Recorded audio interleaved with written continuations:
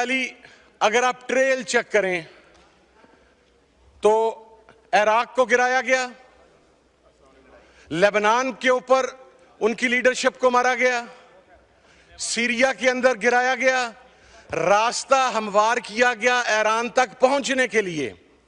वो लोग जो पाकिस्तान में और बाहर बगलें बजा रहे थे कि सीरिया के अंदर बशारुल असल के बाद वो जोलानी साहब जो तशरीफ लाए हैं वो कोई इस्लामिस्ट है, वो इनकलाब ले आएगा, वो इस्लाम के लिए खड़ा हो जाएगा।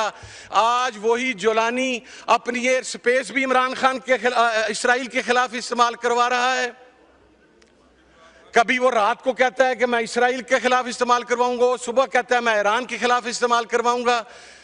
और अब अगर ईरान खुदा न खास्ता तेहरान फॉल करता है तो आप उनके जो स्ट्रेटेजिस्ट हैं उनकी गुफ्तगू चेक कीजिए कि अगली बारी पाकिस्तान की है खाकम बदहन।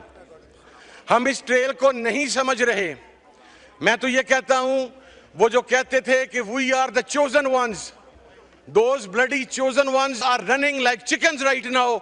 जब ईरान ने उनको स्ट्राइक किया, ईरान ने उनको जवाब दिया है। वो तो वहां पर खड़े नहीं रह सके, इसलिए कि वो गासिब थे। अपनी जमीन के लिए कुर्बानी वही देता है जो उस जमीन की पैदावार हो।